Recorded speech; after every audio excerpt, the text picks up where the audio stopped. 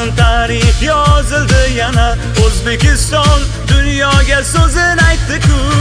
Maydonda jasorat, yurakda g'urur, bayrog'imiz baland, ko'zlardan nur. Butun el birlashib kutgan shu kunni, qutlaydi bugun har bir yurt farzandi. Oq bo'rilar olg'a, jahon sahnasida porla. O'zbekiston senga sharaf, g'alabang bilan to'lsin har taraf.